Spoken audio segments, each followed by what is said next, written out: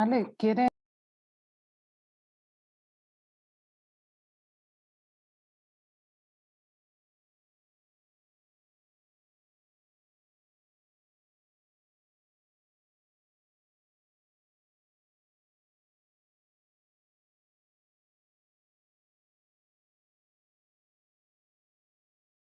Muy buenas tardes. Vamos empezando con esta mesa dentro de este evento dedicado a la reflexión docente.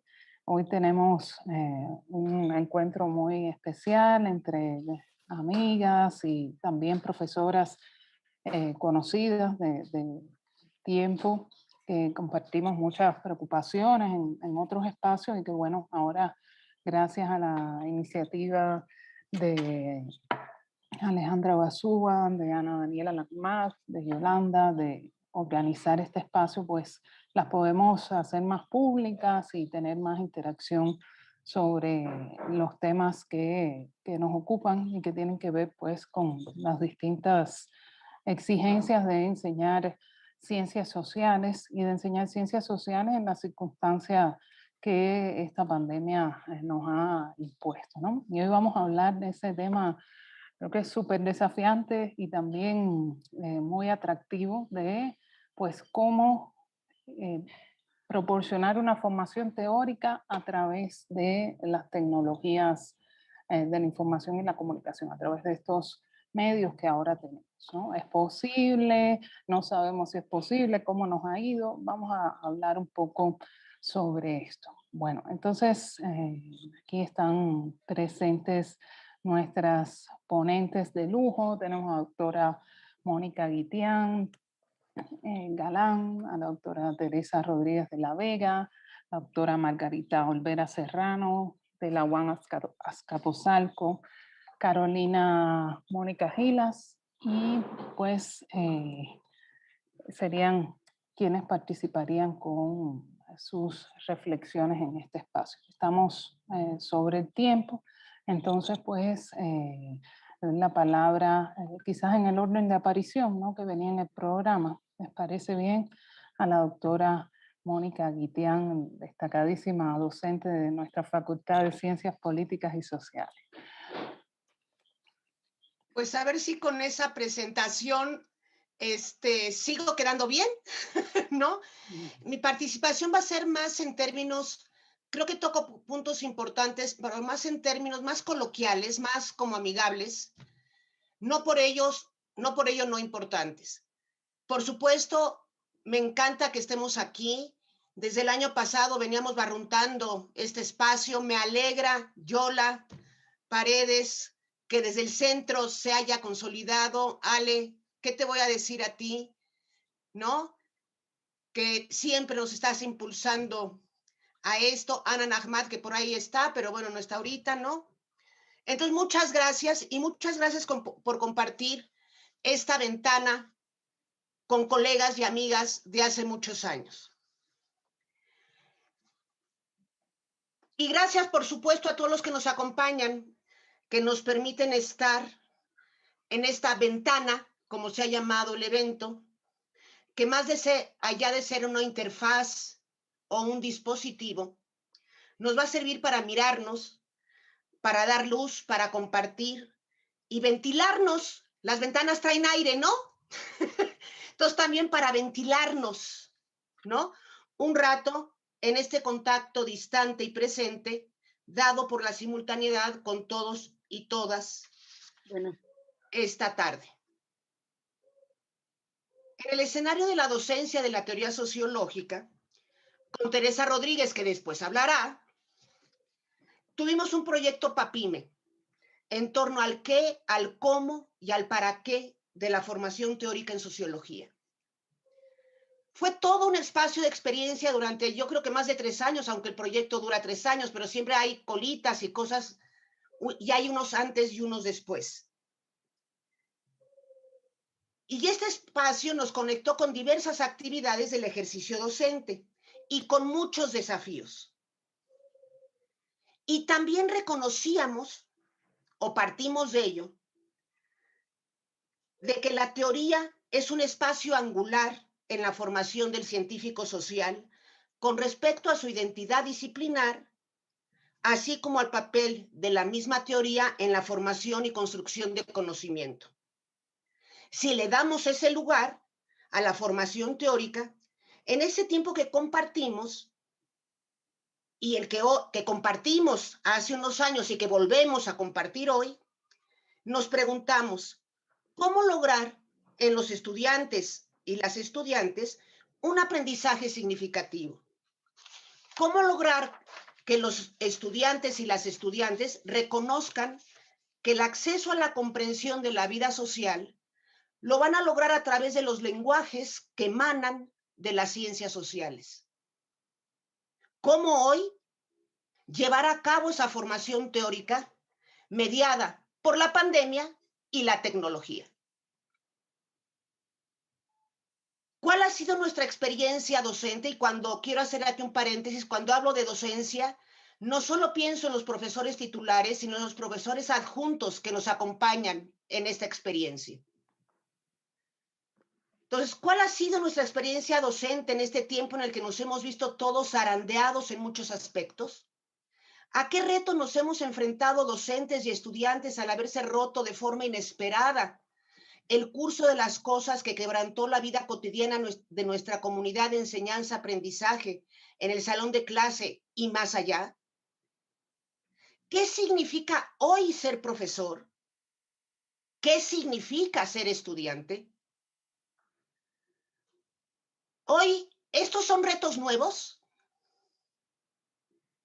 ¿O son los mismos a los que nos enfrentamos con otros problemas?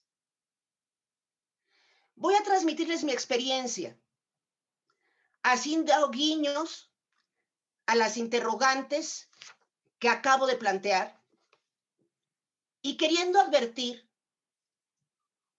que durante las sesiones de hoy en la mañana y del miércoles pasado han sido planteados un montón de problemas que son súper importantes, pero que van a estar como en el trasfondo, ¿no? Ya se han discutido en la semana, se discutieron, la semana pasada, se discutieron hoy. Entonces no me voy a referir mucho a ellos. Por ejemplo, ¿no? ¿Cómo ha afectado que el salón de clases esté en nuestros mundos privados, tanto de profesores como estudiantes? Son temas que se han discutido. ¿Realmente el que estemos en nuestros mundos privados favorece o no a la docencia? Bueno, esta serie de elementos se han, digamos, desarrollado en otras ventanas, en esta misma espacio de ventanas en plural. Incluso, ¿cómo ha repercutido? Que no voy a meter, pero me parece uno de los problemas centrales, en el abandono escolar.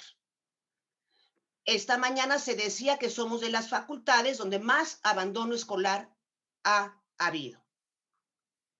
Pero bueno, insisto, no demerito ni menosprecio esas interrogantes, ¿no? Pero no me voy a meter en ellas. Si me pregunto cómo ha influido la pandemia y la tecnología en la actividad docente, respondería que ha influido muchísimo y parecería, digamos, ser algo compartido y algo obvio. Pero nos ha impactado no solo por la urgencia, por la presión del tiempo al transitar a lo virtual, sino porque los retos de realizarla trastocaron los ritmos de trabajo, ritmos que en momentos han tenido una intensidad brutal. Y lo han tenido no solo por las horas dedicadas a los distintos talleres de estrategias didácticas con el uso de las TICs, que me abrieron a la utilización de las mismas, a sus alcances y a sus límites, sino también por la reorganización que tuvo el programa de las materias que imparto, mismo que se fue reduciendo en contenido en aras de no perder de vista el objetivo de formación teórica. De aquí también las tensiones que hubo en estos movimientos. Además, en el momento de llevar a cabo el plan de trabajo y experimentar que no es el mismo ritmo temporal de una clase presencial, cuestión que parece obvia, pero que tampoco lo es, ¿no? Y que incluso cada curso tiene ritmos temporales distintos, Una cosa es dar una clase en la mañana y otra cosa en el turno vespertino, los horarios, las 3 de la tarde, las actividades, insisto, que interfieren tanto en nosotros como docentes como en los profesores según los horarios que estamos en casa. Esa experiencia me llevó constantemente a estar afinando lo que había proyectado. Por ejemplo, al compartirme las y los estudiantes su ritmo diario pasando 8 horas frente a la pantalla, y creo que me quedo corta, para poder cubrir sus materias, ello me obligó a cambiar mis propias estrategias, combinando clases diacrónicas con clases sincrónicas. La sincronía por el Zoom, que acordamos también previamente, ajustados al, ¿cómo se llama?, a la normatividad que la pandemia nos impone, decidimos grabarla, y otros los espacios diacrónicos, que chicos y chicas, dependiendo de su propia organización y condiciones vitales, donde los estudiantes, a través de interrogantes generadoras como ejes reflexivos que yo les daba, tuvieran un espacio para acercarse no solo a la lectura de los textos básicos y habitar en el mundo que vivimos los sociólogos, familiarizándose con el lenguaje, la mirada y los problemas teóricos, sino que al reconocer los núcleos conceptuales y coordenadas cognitivas, se enfrentaran nuevamente a la clase de Zoom, que como les acabo de compartir, la dejábamos grabada, a películas y videos temáticos correspondientes a las problemáticas de la materia. Ello supuso también un trabajo extra, no solo al buscar y subir en la plataforma de Google Classroom los distintos materiales, sino retomar las distintas apreciaciones que las y los estudiantes también subían y compartían en la plataforma y que se retomaban en la clase presencial y sincrónica del Zoom. Cabe señalar que dado, porque ahorita estoy de sabático, 2 cursos obligatorios que rondan las 50 personas en cada uno. Con lo que si bien siempre es un reto crear e impulsar un ambiente de aprendizaje que apunte a la formación y construcción de conocimiento mediante la interacción en el aula y que abra la posibilidad de que las y los estudiantes desarrollen las habilidades para el pensamiento sociológico, todo ello en el aula virtual fue nuevo y muy difícil. El clima de la pandemia también lo puso difícil. Fue, ha sido y será todo un desafío. No solo porque en la docencia hay horizontes temporales distintos, interactuamos con distintas generaciones, alumnos y profesores, tenemos trayectorias vitales diferenciadas, lo que ya en sí mismo es un desafío, y esto nos enfrentamos semestre tras semestre, aunque suele no ponerse atención en los procesos de enseñanza-aprendizaje, sino además, insisto, porque la pandemia y la tecnología nos presentó un reto mayor. La aparente homogeneidad, y digo aparente, que da el salón de clases presenciales se perdía. La desigualdad formativa, económica y de acceso a las herramientas del acceso de Internet se mostraron de una forma brutal, lo que exigió a los estudiantes, aquellos que afortunadamente siguen con nosotros, ¿no?, los obligó a un aprendizaje más autónomo, ya nosotros como profesores, un seguimiento mayor a partir no solo de la plataforma, sino del correo que abrí para cada curso. En cada curso los estudiantes abrieron también un WhatsApp, donde intercambiaban libremente entre ellos, como pares, constituyendo un pequeño espacio de comunidad, además de que abrimos grupos en Zoom en pequeñas sesiones sincrónicas que permitieron la comunicación e intercambio por equipos, y ello amplió el espacio de enseñanza-aprendizaje junto con el Classroom, el correo, el chat, etc. Antes, el seguimiento estaba también en el cubículo para un trabajo más personalizado. Ahora el correo electrónico y las plataformas ocuparon su lugar. Muchos hemos reflexionado en torno a si la docencia en línea podría llegar a, voy a decirlo así, deshumanizar el proceso de enseñanza-aprendizaje. Yo no lo creo. Si bien reconozco que se pierde la riqueza del proceso social de construcción de conocimiento y su transmisión, no solo en el aula de clase, sino en los pasillos universitarios, en los corredores hay mucha interacción cara a cara entre profesores y alumnos, entre estudiantes de distintas generaciones y carreras. Por supuesto, esa riqueza no está impactando hoy en día en nuestros procesos. Pero la tecnología se convierte en un medio para la interacción, nunca un fin en sí mismo. En las pantallas, como ahora en nuestra ventana, la emoción florece de otras formas, desde las personas que suben la figura del corazón o las manitas, las pequeñas participaciones, las risas, el chat del Zoom mismo, son otras formas, diría yo, a través de las cuales se presenta lo humano. Insisto, depende de si somos capaces o no de crear un espacio de aprendizaje, en nuestro caso de la teoría y su importancia en la formación del científico social. Y ese es el reto al que nos enfrentamos antes y después de la pandemia y de la tecnología. Cuando escucho que hay emocionalidad, cuando escucho que no hay emocionalidad, que no hay pensamiento crítico, no estoy de acuerdo. Muchas de las cosas que hoy se nos han hecho evidentes también pasaban en las aulas presenciales. Muchos se quejan de que no pueden ejercer el oficio docente porque muchos de los chicos y chicas no prenden sus pantallas, por la razón que sea. ¿Y qué nos pasa en las aulas presenciales? ¿No teníamos también personas que estaban presencialmente, en cuerpo, sin realmente estar, porque estaban chateando? Y no lo digo peyorativamente, lo llamo como, ¿no?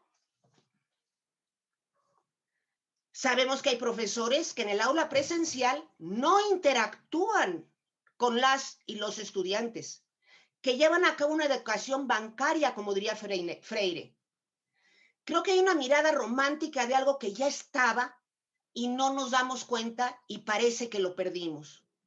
Así las cosas, yo creo que hay mucho que reflexionar, que hay muchos retos, que hay formas nuevas de interacción entre los jóvenes, de las cuales tendríamos también que aprender los profesores y las profesoras. Y en este sentido, debemos considerar la figura del profesor. El problema que veo en la adaptación a esta nueva situación es si los profesores vamos a pasar a ser de docentes a tutores, tutoras, mentores, mentoras. Yo espero que no, que sigamos siendo docentes, teniendo en el centro la construcción de espacios de aprendizaje junto con las y los estudiantes. No es fácil, pero solo pongo un botón de ejemplo. Para crear ese espacio y ese clima, lo que yo he hecho es transformar y resignificar las actividades de aprendizaje. Lo decía ya, con películas y videos, y resignificando otros espacios. Incursionar en el andamiaje conceptual y en la estructura analítica de las propuestas teóricas por sí sola no bastan. Las teorías fueron enunciadas en tiempos y espacios distintos a los nuestros. Leerlos desde el hoy y el uso de la teoría, podríamos decir, el aprendizaje práctico de la misma, es la que creo que nos puede abrir la puerta para acercarnos más a alcanzar la transmisión de conocimiento significativo.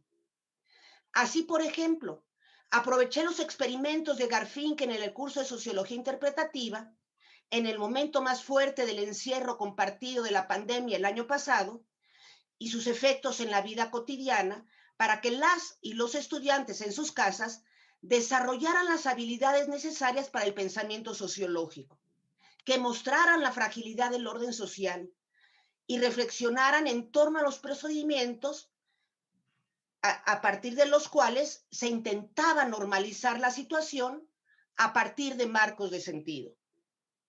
Y al igual que los estudiantes se han visto forzados a ir diseñando más autónomamente y compartiendo con sus pares sus formas de estudio, esta ventana nos permite a los profesores ventilarnos y compartir estrategias, preguntas y respuestas que nos permitan acoplar nuestras acciones con las de los otros, con mayor o menor éxito, no lo sé.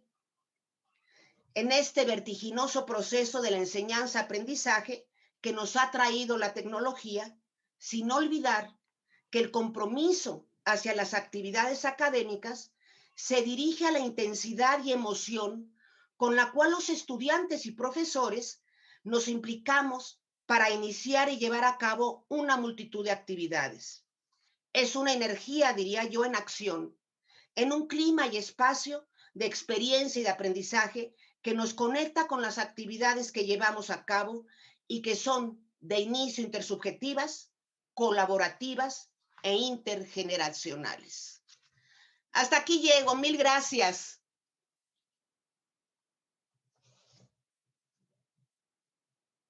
Por ahora, ya después veremos. Sí, sí, justo creo que vamos a tener un tiempo para retroalimentación, preguntas que puedan salir de público, del mismo diálogo entre nosotras. Entonces, muchísimas gracias. Ahí para próximos ponentes les aviso por el chat cuando, si gustan, sobre el tiempo, cómo va. Y bueno, así damos tiempo efectivamente a dialogar y a las preguntas. Bueno, pasamos entonces a continuación a la participación de la profesora Teresa Rodríguez de la Vega, también aquí de casa de la Facultad de Ciencias Políticas y Sociales. Adelante, Tere. Hola, bueno, primero muchas gracias por la invitación al CETMEX, a Ale, a Ana, a quienes están organizando. Creo que es un espacio muy valioso de encuentro entre pares eh, y que tal cual dice Mónica, nos da aire, ¿no? En el encierro. Yo quiero empezar como recalcando lo atinado que me parece el nombre a esto que decía Mónica del aire. Yo sumaría que, que sí llevamos estos meses asomándonos a ventanas que no habíamos visto, ¿no? Nos estamos asomando por la ventana de la pantalla a la realidad educativa de nuestros estudiantes. Ellos están asomando por la ventana de sus pantallas a nuestra propia condición pedagógica. Mis estudiantes ya se ríen cuando llegan mis hijos y me piden ayuda para una multiplicación de clase de mate o que les desbloquee la tablet. Creo que el nombre da para mucho, ¿no? Y me parece un gran tino que hayan decidido nombrar así este encuentro entre docentes que estamos intentando repensarnos en el contexto que nos tocó ejercer nuestro maravilloso trabajo durante ya un largo tiempo. Yo el ejercicio que hice para presentar hoy tiene que ver con abrir y cerrar ventanas.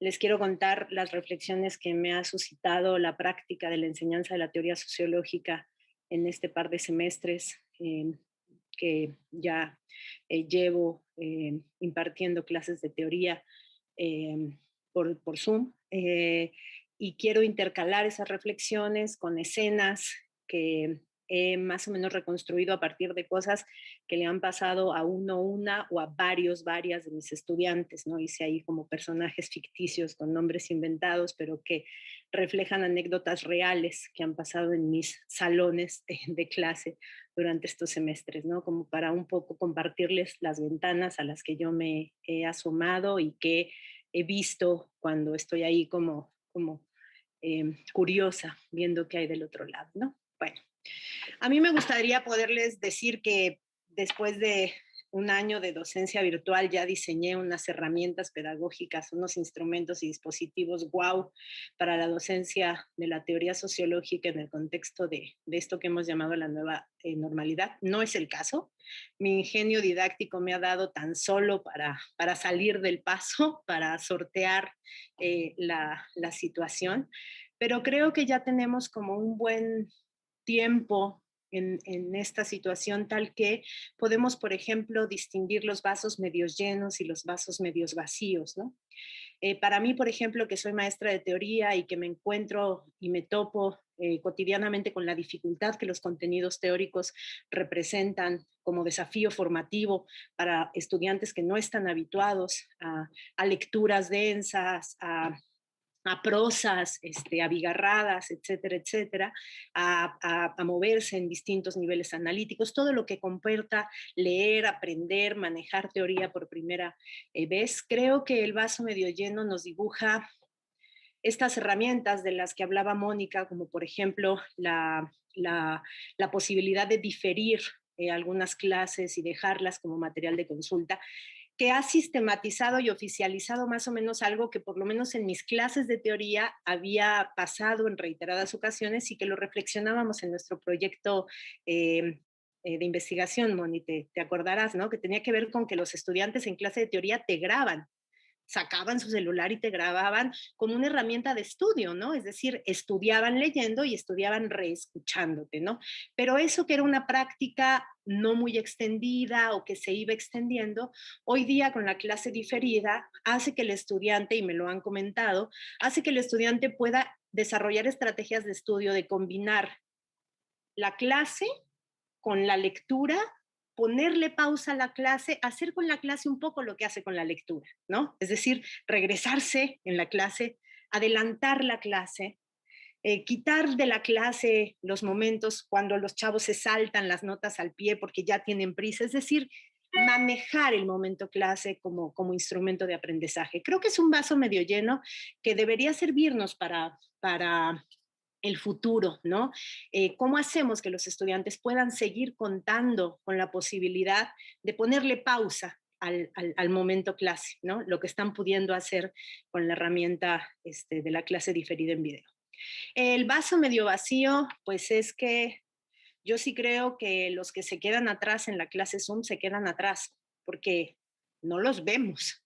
Y cuando no los vemos ni como cuerpos que solo están en cuerpo, no los vemos, no está ese un poquito antes de la clase y ese un poquito después que horizontaliza un poco la relación cuando ves un gesto, cuando ves una distracción absoluta, ¿no? Y creo que eso sí está o sí está teniendo consecuencias complicadas en términos de que los que se nos quedan atrás, se nos están quedando atrás y no tenemos todavía herramientas para saber cuántos de esos nombres en ventana gris con letras blancas están en la clase, ¿no? Y cómo los jalamos y las jalamos, ¿no? Creo que ese sería, por ejemplo, un vaso medio vacío que ya debería estar como provocando decisiones institucionales de seguimiento más o menos personalizado a estudiantes en el contexto actual, ¿no? En términos generales, pues creo que la situación que enfrentamos pues demuestra los claroscuros que en sociología cristalizaron en este concepto guidenciano de la dualidad de la estructura, ¿no? Es decir, esto que nos está pasando nos limita, nos determina, nos coacciona, pero también nos posibilita, nos habilita y a los estudiantes los está habilitando, ¿no? Ahora bien, creo que es muy importante que consideremos que qué tanto puedes utilizar como recurso esto que nos está pasando depende de tus condiciones de vida. Y las condiciones de vida ahorita dependen de cuántos gigas, de cuántos aparatos de cómputo hay en tu casa, de cuántos usuarios para esos gigas y para esos equipos, ¿no? Dónde están esos equipos, si están en tu cuarto, si están en el comedor, qué estamos pidiéndole a los estudiantes cuando le pedimos que abran cámara, que nos enseñen qué de sus vidas, ¿no? Y bueno, con esa reflexión muy general, quiero abrir la primera ventana como si fuera un paréntesis, ¿no? Y estos cachos los voy a leer. Abro ventana. Clara es una estudiante de primer semestre. Me cuenta que las materias teóricas son las que más le están gustando porque son las que siente más de su carrera, pero que le están costando muchísimo trabajo. Los temas son complejos, las lecturas muy densas y por si fuera poco, la que toma conmigo, el proyecto científico del positivismo, esto es una experiencia del semestre pasado, es de 3 a 5 p.m. Le gusta mucho la clase, pero también le gusta sentarse a la mesa. No solo porque siempre lo ha hecho, sino porque desde que la abuela la libró del COVID, solo a esa hora la abuela sale de su cuarto. Clara decide seguir la clase en el canal de YouTube que abrimos y la ve diferidamente. La ve los sábados, 4 horas al hilo, 4 horas de Saint-Simon, Comte y Durkheim, 4 horas de positivismo sabatino. Claro que siente que no es lo mismo. No es lo mismo porque no puede preguntar y a veces la profa se va en friega de largo y no hace caso. Pero sobre todo porque se pierde el chat. Parece que algo paralelo está pasando en ese chat. Algo muy importante. Yo lo veo muy de reojo, pero lo he visto. Risas, risas, más risas, muchas risas. Y les juro que el positivismo así como que chistoso, chistoso no es, pero de algo se ríen. Y parece que a Clara eso le anda haciendo falta. Para Clara es una pena perderse ese chat, pero la abuela está vieja y el COVID la dejó muy golpeada. Quizás sean sus últimas comidas. Hay que estar con la abuela, hay que sentarse a comer con la abuela. Cierro primer ventana. Cuando estaba dando esta materia de positivismo, empezaba a pensar en la relación de lo que plantean los autores con lo que nos está pasando. Y recordé mucho la idea de Comte, de cuando Comte estaba intentando pensar en qué condiciones se podía implementar el método positivo a las ciencias sociales, decía, necesitamos avanzar hacia un esquema observacional, pero está clarísimo que hay dispositivos observacionales y empíricos que la ciencia social no puede echar, de los que no podemos echar mano, ¿no? Y uno de ellos es la experimentación, tal y como la concebimos clásicamente. No podemos alterar las variables voluntariamente de nuestros fenómenos. Y de ahí la importancia heurística y metodológica para Comte de lo que llama el caso límite, ¿no? Esas situaciones en las que las variables están de por sí alteradas, no por intervención del observador, sino porque están alteradas. Pensaba entonces qué tanto lo que nos está pasando es un caso límite pedagógicamente hablando. Algo que alterando profundamente las variables está haciendo posible maximizar ciertos rendimientos pedagógicos que de otra manera, al menos en las materias de teoría, es muy difícil que alcancemos. Me centraré en uno de ellos, el mentado aprendizaje significativo del que también ya hablaba Mónica, ¿no? Me parece que en cierto modo sí, no solo porque la experiencia formativa se nos está metiendo hasta la cocina, y eso ya de por sí acerca las clases a nuestros ámbitos de vida cotidiana, pero también porque esos momentos, esos clics, ese momento en el que te cae el 20 de algo que estás escuchando en clase en relación con algo inmediato de tu vida cotidiana, cuando eso nos está pasando ahorita a colación de la situación que estamos atravesando, me parece que reviste a la teoría de un interés especial y de un atractivo especial. Cuando los estudiantes encuentran en la teoría sociológica alguna herramienta para resolver simbólicamente esto tan angustiante que nos está pasando, creo que estamos abriendo la puerta a una significatividad del aprendizaje que de otro modo en las materias de teoría cuesta muchísimo trabajo alcanzar. Voy a abrir otra ventana. Carlos es un estudiante de 5º semestre de la licenciatura en Sociología y la cursa en el sistema de universidad abierta de nuestra facultad. Las clases a distancia le permitieron inscribir y cursar por primera vez materias en el sistema escolarizado. En clase siempre tiene la cámara prendida y suele ser muy participativo. Un día apareció en pantallas con cubreboca y audífonos. Cuando lo interpelé directamente retomando en clase algún comentario que él mismo había hecho en clases previas, no lo vi reaccionar. Pensé que se había pasmado su conexión. Después vi que se movió un poco, así que pensé que había un problema con el audio y empecé con un insistente y embarazoso. Carlos, ¿me escuchas? Carlos, ¿sí me estás oyendo? Carlos, ¿estás ahí? Me llega un mensaje directo por chat. Maestra, ya no puedo participar porque regresamos a la oficina y tengo que tomar la clase de contrabando. Si me cachan, me reportan. Carlos ha tomado 4 clases conmigo en el sistema durante los últimos 2 semestres. Solo ha inscrito una de ellas, pero asiste regularmente a todas y de vez en cuando, muy de vez en cuando, sale a la terraza que en su oficina utilizan los demás para fumar, pero él sale para poder participar. Cierro ventana. Les estaba diciendo hace ratito que la situación que estamos atravesando desde ciertos puntos de vista puede ser considerada pedagógicamente privilegiada, ya que nos permite con mayor facilidad que de costumbre activar mecanismos como el del aprendizaje significativo. Esos 20 que te caen, en los términos que le gustan mucho a mi querida Alejandra González, esas epifanías que te suceden en clase y que muchas veces suceden mucho en los primeros semestres, cuando los chavos todavía llegan muy dispuestos a asombrarse. Estos semestres los he visto mucho más seguido. Esos momentos verdaderamente epifánicos en donde a los chavos y chavas les está cayendo un 20. El otro día, por ejemplo, claro, es trampa porque doy sociología interpretativa, una sociología que está dando su escala de analítica en la vida cotidiana, pues es muy fácil, ¿no? Encontrar esos momentos de clic. Pero bueno, el otro día viendo MIT, viendo el interaccionismo simbólico, esta cosa de los intercambios de gestos, ¿no? Decía MIT, nosotros aprendemos a ser personas en la reacción que provocamos en los otros, en los gestos del otro, ¿no?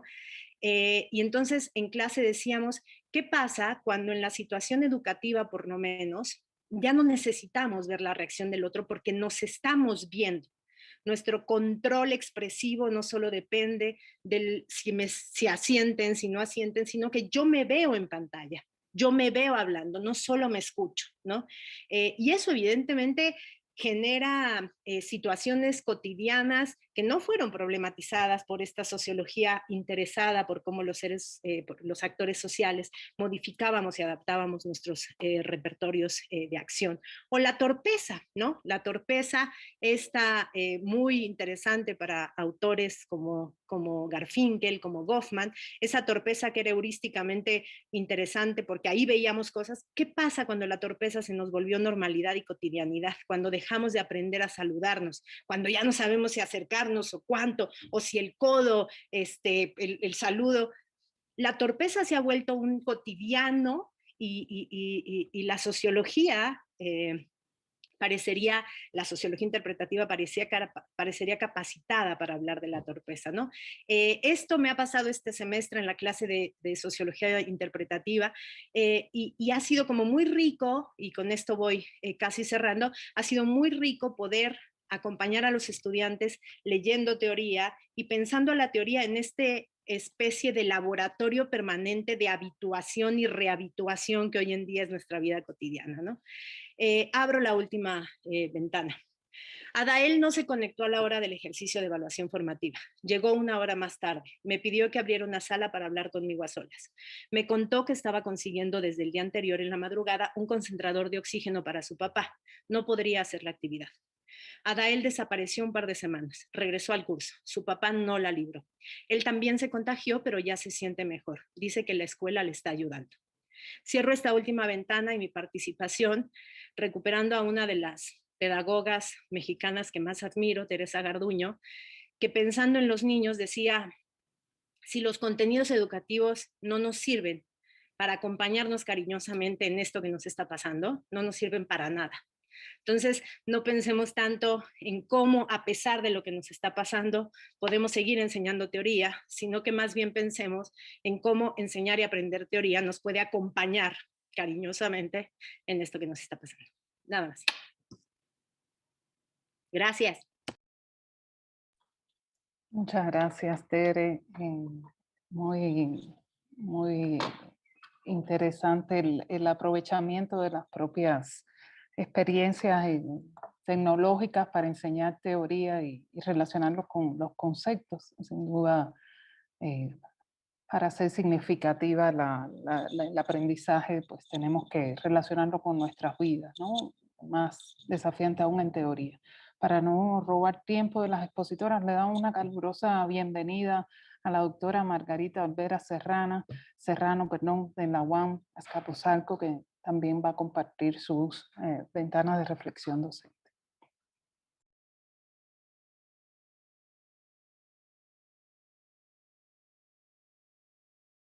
El audio está desconectado, doctora. Perdón. Decía que, por supuesto, lo primero que quiero hacer es agradecer la invitación que se me hizo, agradecer a las organizadoras por construir este espacio. He tenido la oportunidad de ver algunas de las ventanas, las que me han permitido el horario de clases.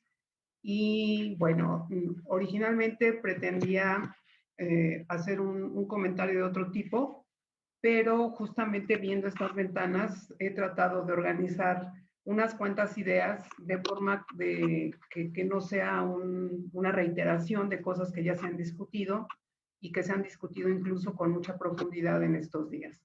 Entonces, preparé un texto corto, son apenas, no sé, unas 6 cuartillas aproximadamente, y me voy a permitir leerlas para evitar dispersarme, que es algo que me sale muy bien si no tengo un papel en la mano. Bueno, como decía, agradezco la invitación a las organizadoras a participar en un evento dirigido a elaborar una primera reflexión sobre una primera experiencia docente nueva que abarca ya poco más de un año. Un año en el que una gran cantidad de elementos que dábamos por sentados en nuestras prácticas docentes se resquebrajaron súbitamente. No hablo del acontecimiento de la pandemia ni de su significación, porque eso se ha discutido mucho. Bueno, se resquebrajan súbitamente estas certezas para dar lugar a adaptaciones apresuradas con las que tratamos de dar una respuesta a la amenazante experiencia de que algo ha sucedido de un modo distinto a lo esperado. No solo a nivel de las instituciones educativas, sino a nivel planetario en el sentido más duro del término. Un año es, en realidad, poco tiempo para valorar consecuencias, resultados, efectos, pero al menos significa un mínimo de distancia temporal para comenzar a identificarlos, a pensarlos, enunciarlos y comunicarlos. Un valioso punto de partida para ello, me parece, es la rememoración de las experiencias que hemos tenido para recolocarlas a fin de extraer de ellas algunos aprendizajes, porque eso es lo que estamos haciendo. La memoria vuelve retroactivamente al periodo que va de marzo del año pasado al día de hoy, reacomodándolo en función del presente y de una posible elaboración de esperas del futuro. Entiendo la docencia como un proceso comunicativo complejo, situado, en el que típicamente existen coordenadas espaciotemporales que comparten alumnos y profesores y que posibilitan, entre otras cosas, justo eso que hemos perdido, una interacción cara a cara periódica y estructurada, marcada por la presencia. Intercambio y diálogo vivo orientado a la consecución de determinados objetivos de aprendizaje, a veces los logramos, a veces no, igual que en la enseñanza remota. Acceso al lenguaje corporal de los participantes. La pertenencia del estudiante a un grupo de pares real, no hipotético. Regulación intersubjetiva de la interacción.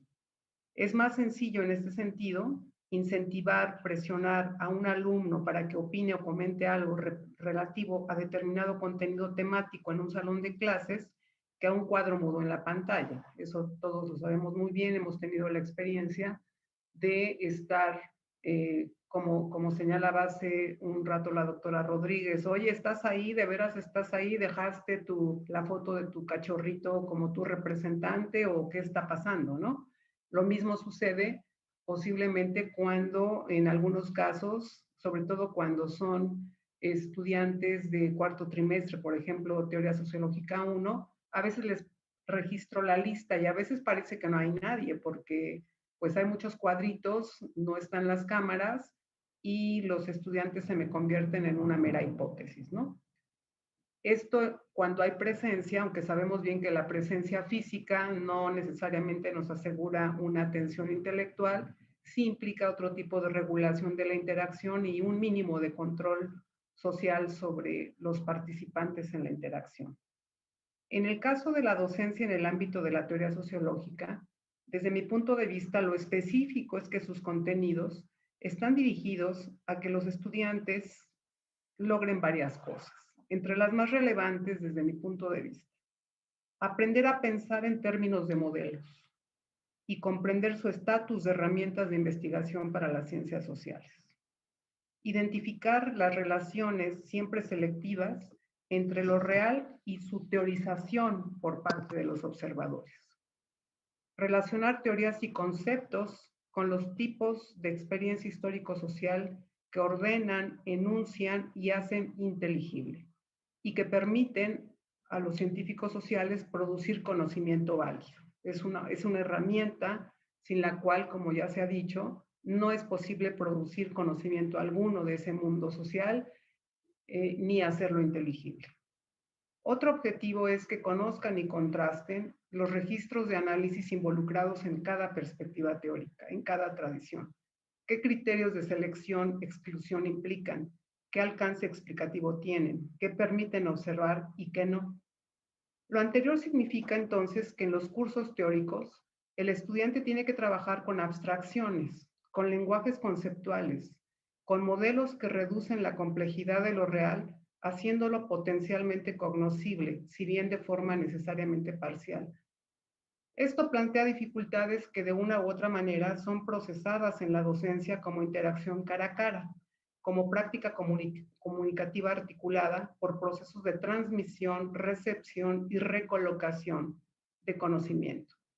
Como mencioné al principio, la presencia física en un espacio y tiempo compartido facilita, por decirlo de alguna manera, aunque no estoy idealizando el salón de clases, que los acervos de conocimiento teórico acumulados por nuestras disciplinas tengan una oportunidad de transmisión intergeneracional, de asimilación mínima, de comprensión y de recolocación por parte de esas generaciones en sus propios presentes y las necesidades disciplinarias y prácticas asociados a estos presentes. ¿Qué pasa con ese tipo de enseñanza en la universidad este año? Y bueno, el caso de la UAM, como ustedes bien saben, tiene una característica que es un manejo y un ordenamiento del tiempo que es por trimestres. Un trimestre abarca 11 semanas. Hay 3 trimestres al año. El ritmo de los trimestres hace que este tipo de interacción del que hablaba la doctora Rodríguez no necesariamente tenga lugar en los pasillos en la UAM porque siempre hay presión de tiempo. O sea, las clases se tienen que dar desde la primera sesión porque si no, no hay manera de acabar un programa. Esa lógica de los semestres donde hay tiempo para presentar un programa, a lo mejor para arrancar, calentar motores, por decirlo de alguna manera, es una condición que en la UAM no tenemos. Si se nos fue una semana y no comenzamos, ya es muy, muy difícil abarcar por lo menos la mayor parte de los contenidos temáticos de los programas. Y en estas condiciones, cuando se echó a andar el programa de enseñanza remota en la UAM, cualquier cosa que esto significara al principio, lo primero que nos dijeron era que había que ajustar los programas a 9 semanas.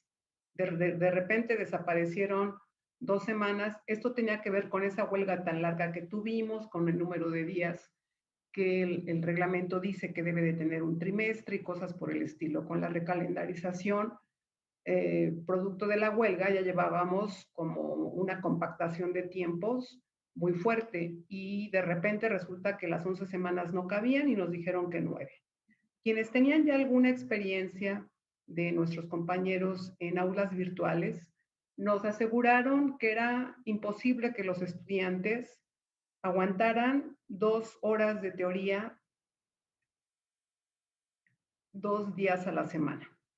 Entonces, algunos hicimos caso un tiempo y luego ya no hicimos caso porque no había manera de cubrir contenidos con únicamente 9 clases de 2 horas, cuando el tiempo normal de un trimestre son por lo menos 22 clases.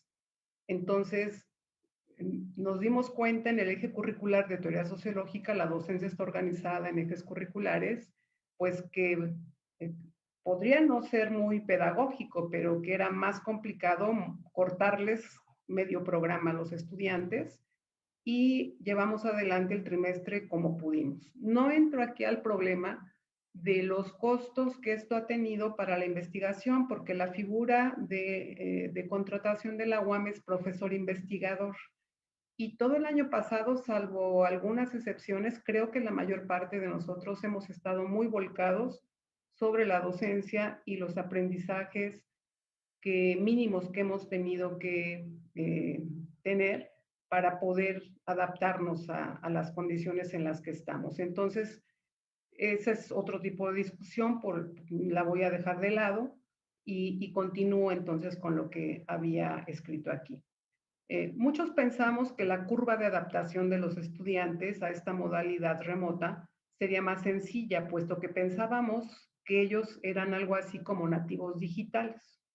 No fue así, por razones que van desde la precariedad del acceso digital hasta el predominio de usos de redes sociales que poco tenían que ver con aprendizajes de orden intelectual, pasando por las presiones prácticas que les impuso la pandemia a muchos de ellos. Bueno, todo esto nos dejó en claro que a veces ellos estaban tan perdidos como nosotros en este tipo de cuestiones. Del lado de los profesores, por supuesto, las dificultades no fueron menores. La UAM se caracteriza por tener una planta docente que en promedio rebasa los 50 años. Entonces, claro, uno cuantos más años tiene, más rígido se vuelve y más nos resistimos a cierto tipo de aprendizajes porque el costo de oportunidad es muy alto, porque no nos gusta, por lo que sea, pero todos nos mordimos el codo y hicimos lo que teníamos que hacer.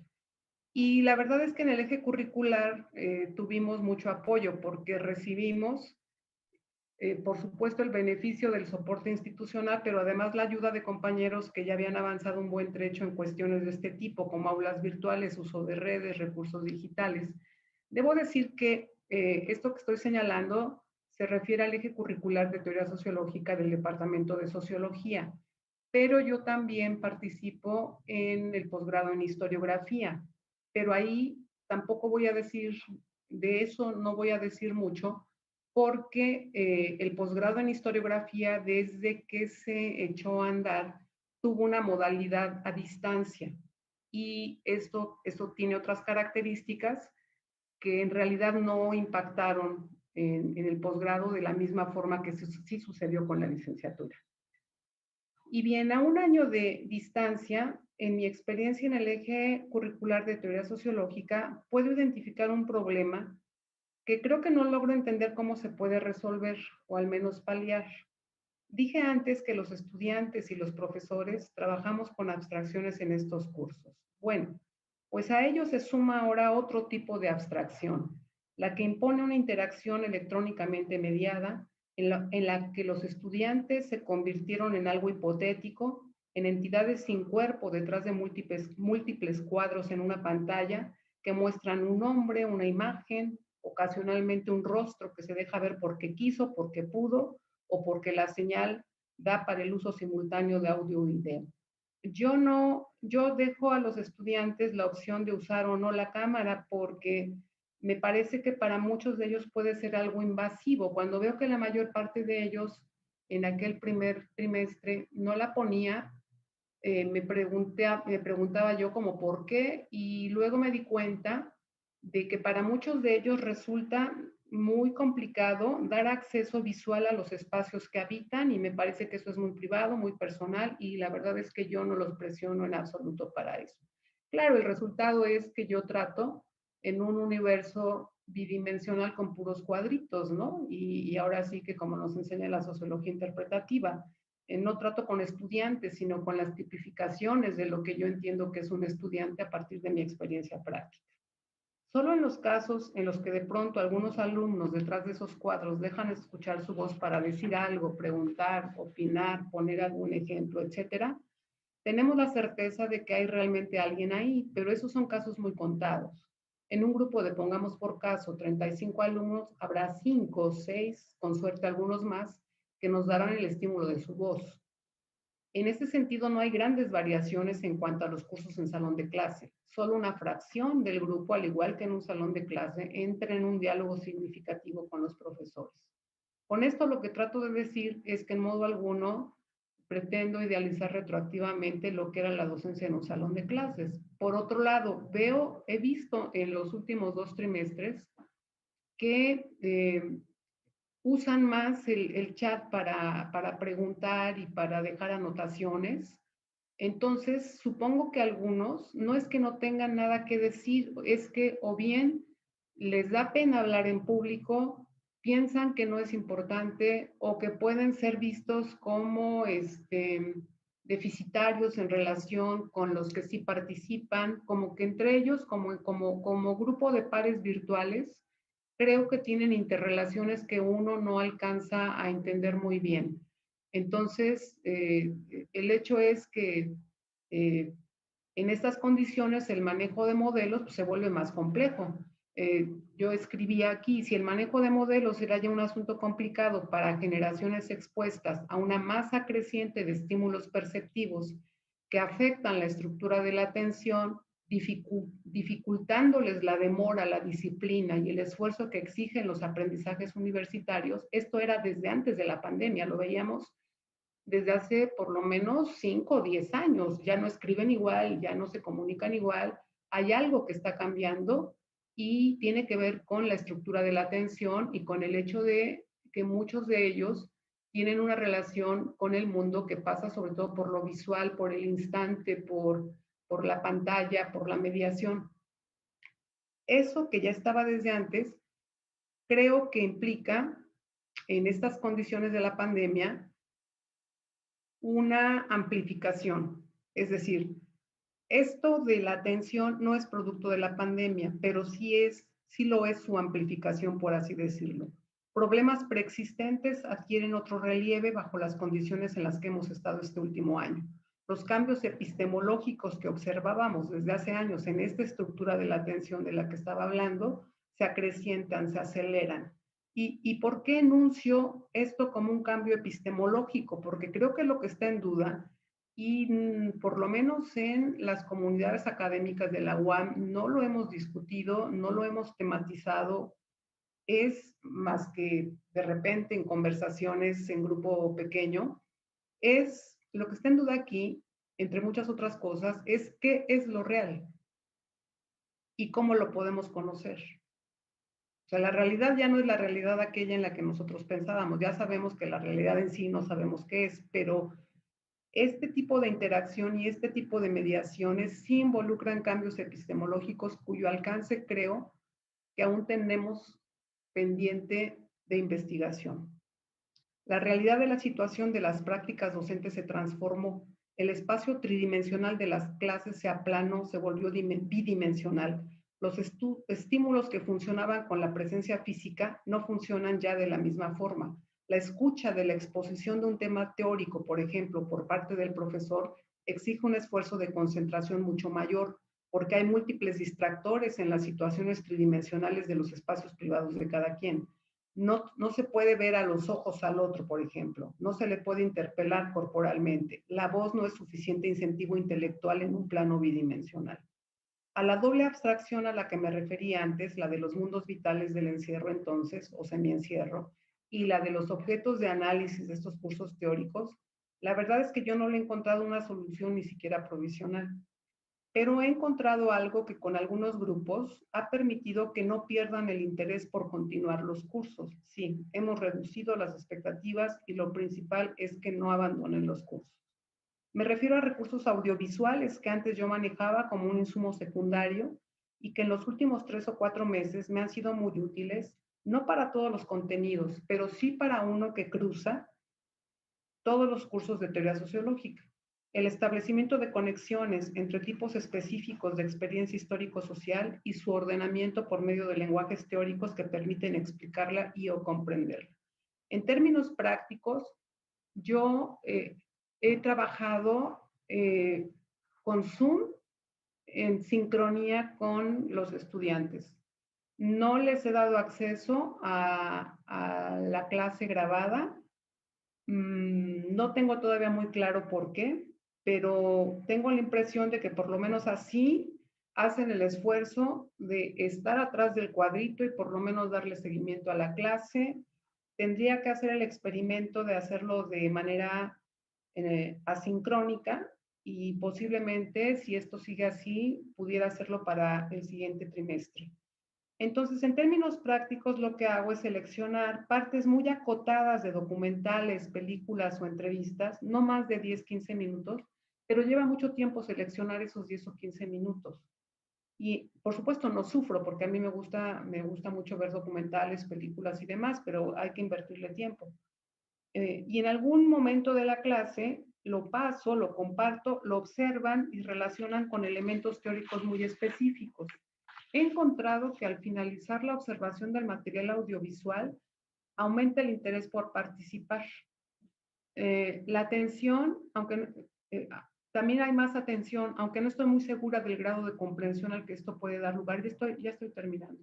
Las modalidades de evaluación que tenemos son muy limitadas y al menos a mí no me han permitido establecer bien a bien qué tanto alcanzan determinados objetivos de aprendizaje. Algunos pocos alumnos han mostrado una gran capacidad de autoaprendizaje y mucha iniciativa, pero debo decir que son los menos. O sea, de ninguna manera podría decir que es ni siquiera el 20% de cada grupo. De un grupo de 30 tengo 5 y cuando son 5 digo, ya con esos se vuelve significativo seguir dando clase y ellos de alguna manera logran jalar un poquito a los demás. Sí encuentro al menos, pero lo que sí encuentro es que al menos 3 o 4 cosas les quedan claras a los estudiantes o al menos a la mayoría, aunque lo comuniquen con razonamientos fragmentarios y poco integrados.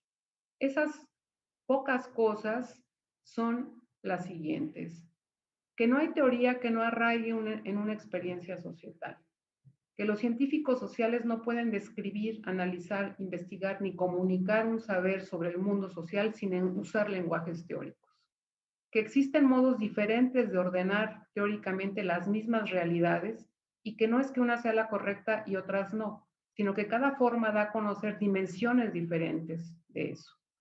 Creo que aprenden a ubicar así el estatuto general de las principales tradiciones teóricas de las ciencias sociales. Por último, pero no al final, creo que también aprenden que la pregunta ¿qué es lo real? Solo se puede responder en función de modelos. Sé que no se trata de grandes aprendizajes, sino logros intelectuales muy básicos los que están teniendo mis estudiantes, pero creo que al menos les estructuran un campo de reflexión que puede ser un punto de partida para profundizar bajo otras condiciones lo que este año ha tenido que subordinarse a imperativos vitales más que intelectuales. Pues lo dejo aquí y bueno, como verán, no es nada extraño a la experiencia que se ha comunicado en estas ventanas y pues ya tendremos oportunidad de discutir un poquito. Muchas gracias. Muchísimas gracias, doctora Olvera. Y en efecto se empieza a notar las coincidencias, cada quien desde distintas experiencias, pero con preguntas de fondo muy semejantes. Bueno, presentamos a continuación a la doctora Carolina Mónica Gilas, también de acá de la Facultad de Ciencias Políticas y Sociales, y que pues nos compartirá seguramente sobre teorías politológicas y cómo ha sido su experiencia en la enseñanza en estos semestres. Así es, muchísimas gracias, querida Rosa. Muy buenas tardes a todas, a todos quienes estamos aquí en el aula, quienes nos siguen. Pues en primer lugar también yo quiero sumarme a los agradecimientos a las organizadoras, a nuestras queridas Alejandra y Ana por pues, darnos la oportunidad, por pensar en que necesitamos esos espacios y pues por darme esa posibilidad de estar con ustedes aquí compartiendo las experiencias. Me han dejado en una posición muy difícil porque me han dejado hablar al final, después de ya aprender tanto y escuchar las experiencias de Mónica, de Teresa, de Margarita, quienes pues con mucha capacidad, mucha habilidad de transmitir las emociones, las diferentes problemáticas, nos han compartido su visión del último año. Pues hace poquito celebramos pues nuestro primer aniversario con COVID, con la pandemia y con todo lo que ello ha traído a nuestras vidas. Tengo que decir que siento, como lo comentaba ahora Rosa, muchos paralelismos, ¿no? Entre lo que ustedes han dicho y lo que yo he tenido preparado y pensado para decirles. Y estuve justo pensando ahora que encontrar eso, que darme cuenta que nuestras experiencias son en muchos sentidos muy similares, me está resultando en alguna medida reconfortante, porque creo que como docentes uno se termina cuestionando con frecuencia, ¿no? Sobre su trabajo, sobre lo que hace, sobre la calidad, la validez, sobre qué tanto logramos transmitir, sobre cómo lo perciben las y los estudiantes que nos escuchan, qué tanto aprenden, qué tanto les ayudamos a aprender, ¿no? Que también Yo siento que en ciencias sociales es y tiene que ser un proceso muy individual y que nosotros debemos ser más como una especie de guía, de acompañantes en esos viajes, ¿no? Y justo escuchar sus experiencias pues, me hacen pensar en que los cuestionamientos que me he estado haciendo con mucho mayor frecuencia a lo largo del último año, pues son creo que experiencias que estamos compartiendo todas y todos, ¿no? Esa transición hacia la experiencia digital, hacia esa docencia y enseñanza mediadas por las tecnologías. Y pues me encantó mucho como lo fraseó Mónica, decir que son mediadas por la pandemia. Que así creo que en efecto y en muchas dimensiones lo son. Creo que esa transición nos agarró pues poco preparados, ¿no? Fue algo muy brusco, fue un contexto muy complicado y más en nuestra facultad cuando todavía estuvimos, además de enfrentando los retos de la crisis sanitaria, con un diálogo muy complicado relacionado con las protestas de las mujeres organizadas, las protestas feministas. Entonces ese tránsito fue complejo en muchos sentidos. Pues tuvimos que adaptarnos prácticamente de un día para el otro, ¿no? Yo me acuerdo cuando llegó ese momento, cuando el Consejo Técnico nos pidió iniciar las clases a distancia, cómo hacerlo, ¿no? ¿Cómo lo vamos a hacer? ¿Qué herramientas hay que usar? ¿Con qué plataforma? ¿Qué es lo que sé sobre eso? ¿Qué podemos utilizar? ¿Cómo aprovechar de la mejor medida la tecnología? ¿Qué tanto saben de eso y qué tanto también van a poder saber usarlo nuestras y nuestros alumnos? ¿Cómo enseñar? ¿No? O sea, lo que sí sabemos que la enseñanza digital no puede ser así una copia, un mecanismo sencillo de trasladar nuestras costumbres y dinámicas que hemos tenido en el aula, en la clase presencial, al ámbito virtual. O sea, así no funciona, no puede funcionar de manera automática así. Entonces, ahí cómo lograr los equilibrios, cómo lograr un trabajo individual de las y los estudiantes, pero cómo lograr también el debate, la discusión, la colaboración entre ellas y ellos que normalmente hemos podido generar con diferentes dinámicas mucho más accesibles ya conocidos en el aula.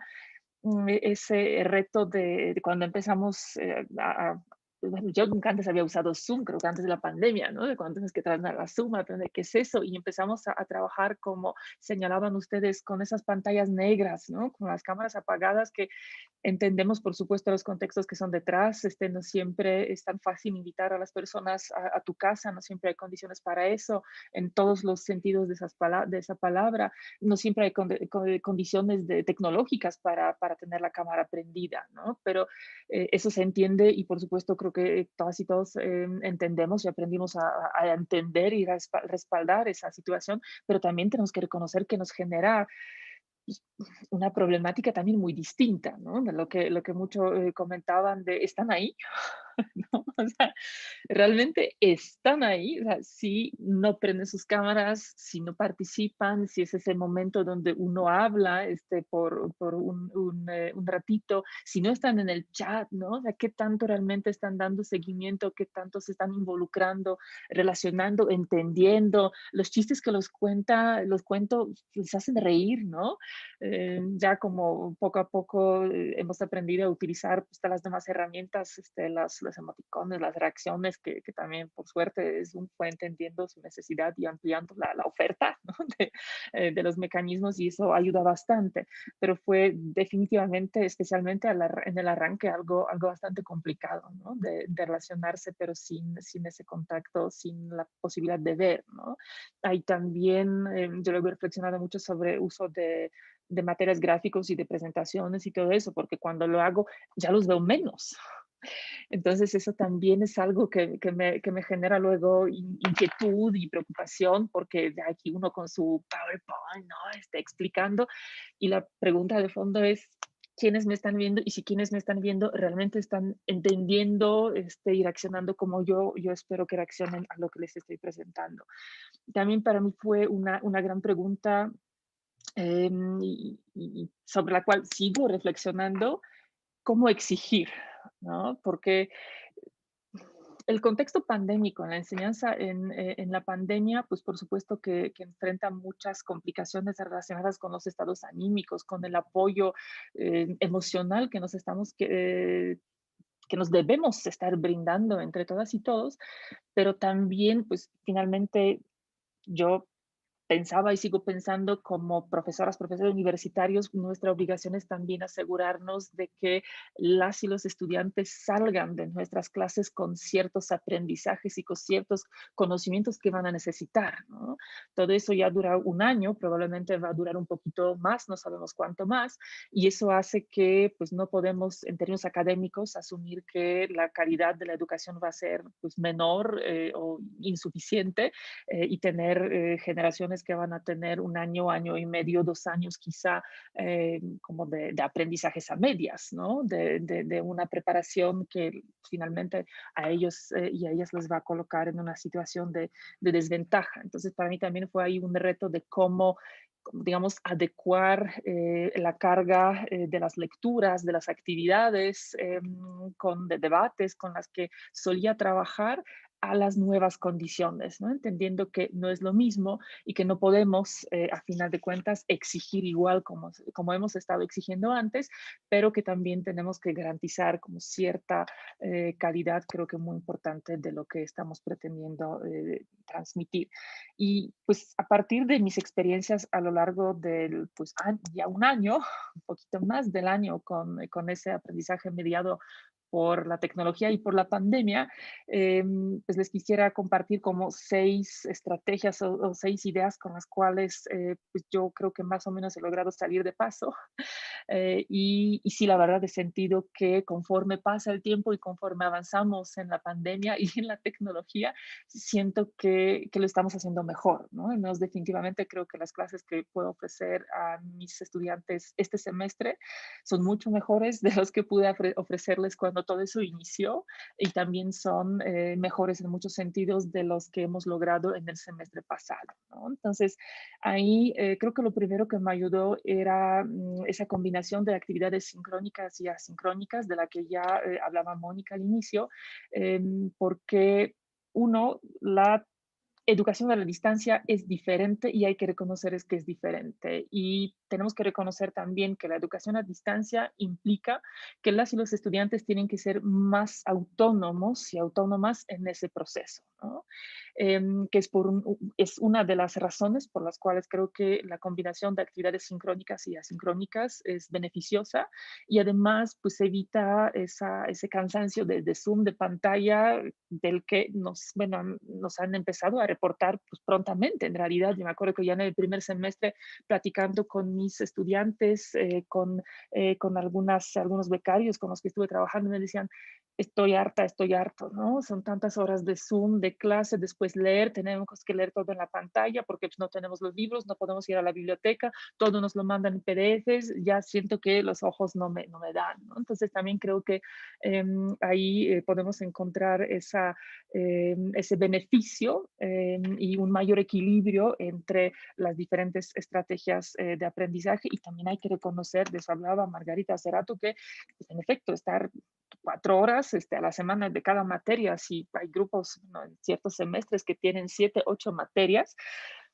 la verdad sabemos como pedagogos que es imposible que mantengan la atención durante todo ese tiempo, ¿no? O sea, no hay que en ese sentido tampoco engañarnos, que no es viable que simplemente las personas que nos escuchan puedan pues mantener ese ritmo de participación en las clases.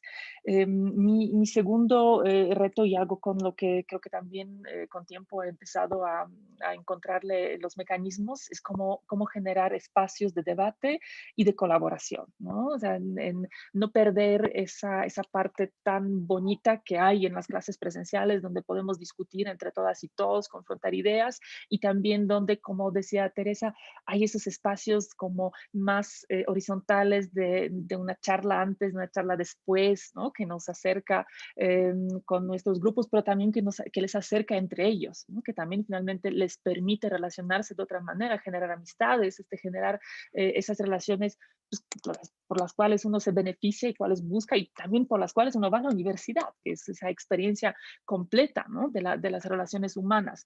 Entonces, con eso, la verdad, por un lado, me ha funcionado muy bien también lo que creo que señalaba Mónica Cerato, los grupos, ¿no? En Zoom, separar en equipos y mandarlos como a las salitas para estar discutiendo ciertos temas, pero también descubrí que funcionan muy bien proyectos en equipo.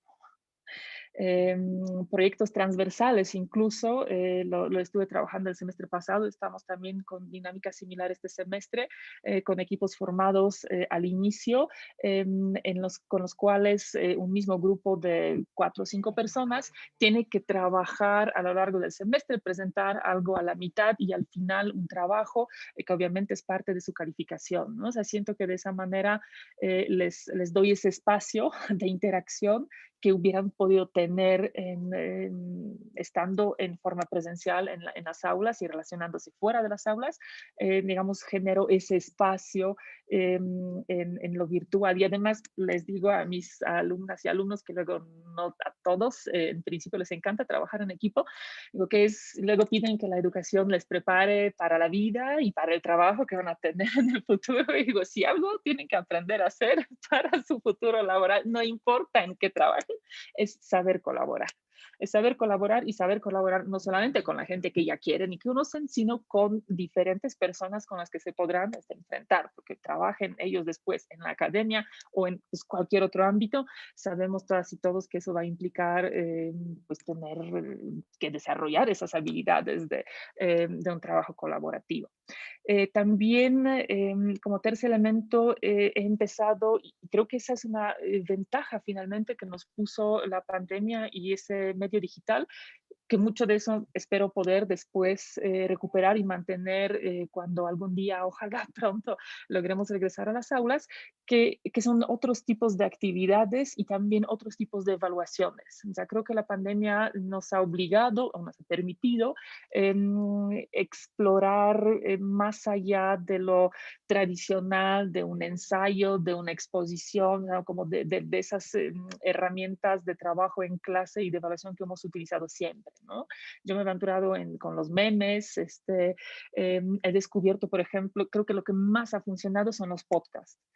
Mis grupos estudiantes han hecho algunos podcasts realmente increíbles, extraordinarios, y lo que he descubierto, y en ese sentido también creo que es algo que hay que mantener y que tiene que ver con lo que pues, ya sabemos desde la pedagogía, que las personas aprenden de diferentes maneras y saben transmitir sus conocimientos de distintas maneras, pero no hemos evaluado en realidad con esa perspectiva un poco más pues amplia, que justo algunas personas que quizá no van a poder escribir un buen ensayo, pueden hacer un maravilloso podcast o pueden ser un maravilloso video en el cual me voy a poder dar cuenta que su manejo de los conceptos, de las explicaciones teóricas y su vinculación pues con casos, con ejemplos, realmente es muy buena, ¿no? Es muy profunda. Entonces, eso es algo también que fue un buen aprendizaje para mí.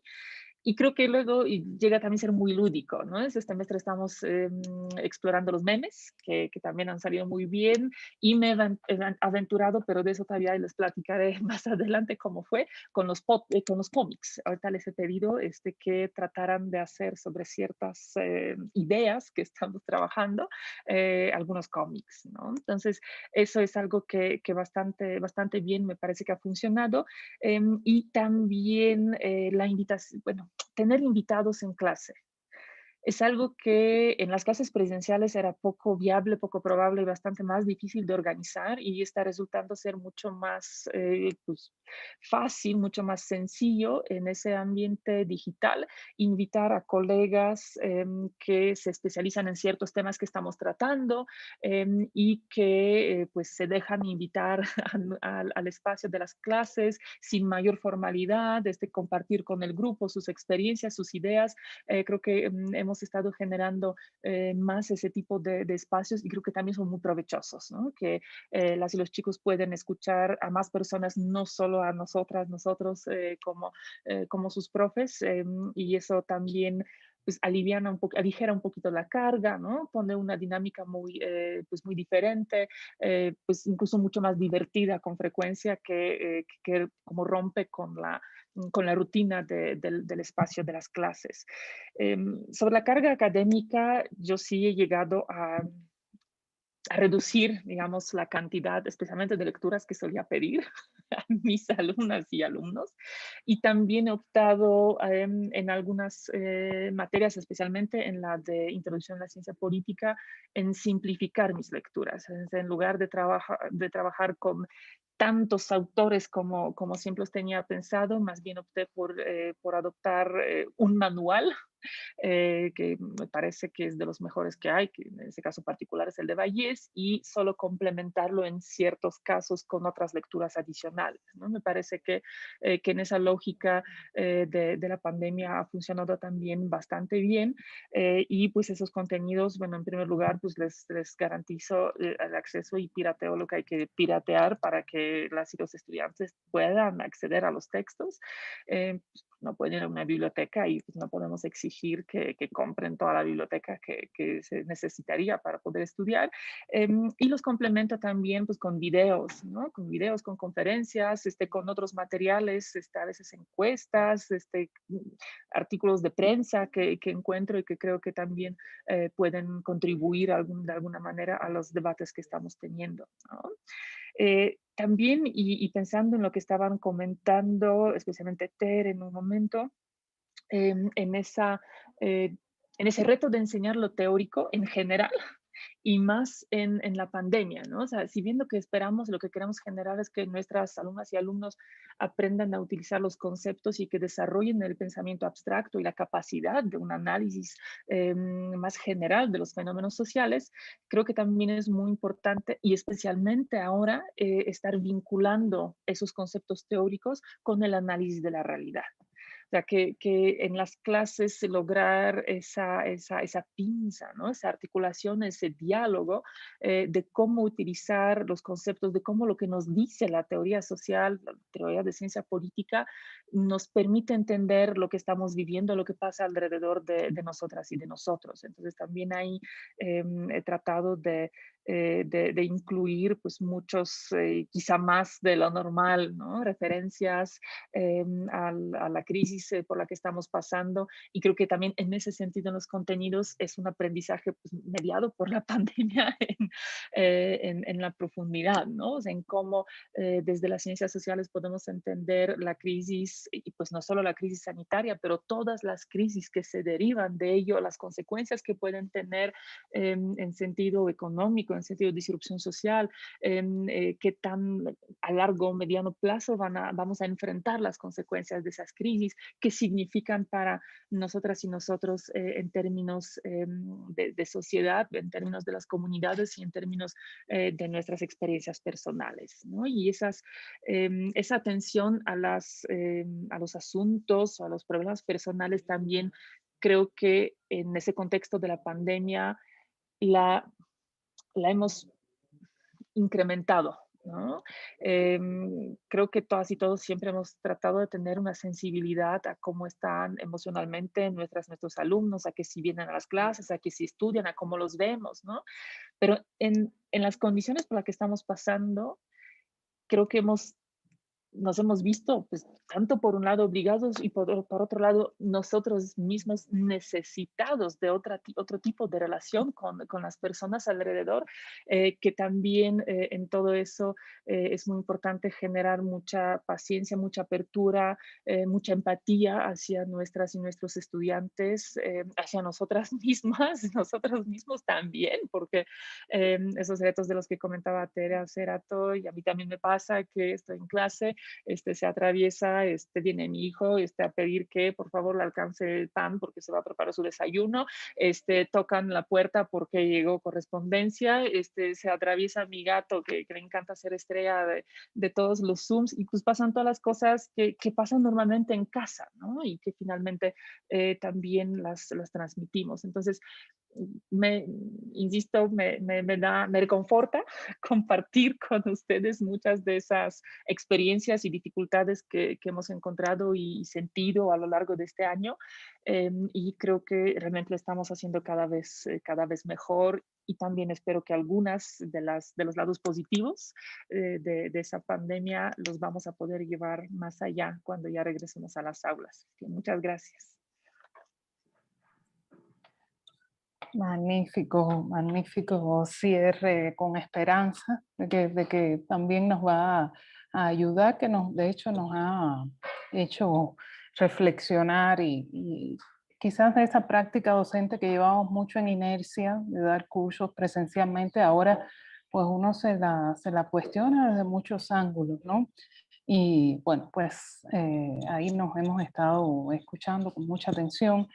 Hay una pregunta, comentario en el chat de políticas. Como no tenemos mucho tiempo, les propongo que empecemos por esa participación de la audiencia.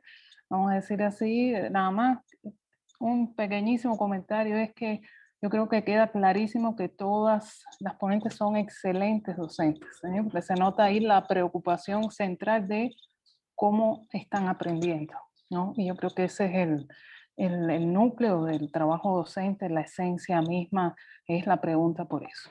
Bueno, pues en el chat de la página de políticas nos trasladan la siguiente inquietud. Dicen, la formación teórica utilizando la tecnología de la información ha cambiado. El aprendizaje significativo que debería llegar a los alumnos no se está dando. Es preocupante. Las actividades de lectura, escritura es una alternativa, ya que considera es la única forma en que se garantiza se utiliza la palabra internacionalización, pienso que es más interiorización del conocimiento. Desde mi experiencia, o sea, dice, desde la experiencia propia, las actividades que implican lectura y escritura son las que mejor, las que más ayudan a comprender, a interiorizar los contenidos. ¿Cuál es la opinión al respecto? ¿Esto sigue siendo necesariamente así para las asignaturas teóricas? En la experiencia que hemos tenido poco forzosa con esta pandemia nos está demostrando que no necesariamente esa es la actividad más efectiva para aprender teoría sociológica. Sigue siendo indispensable. Que nos comparte.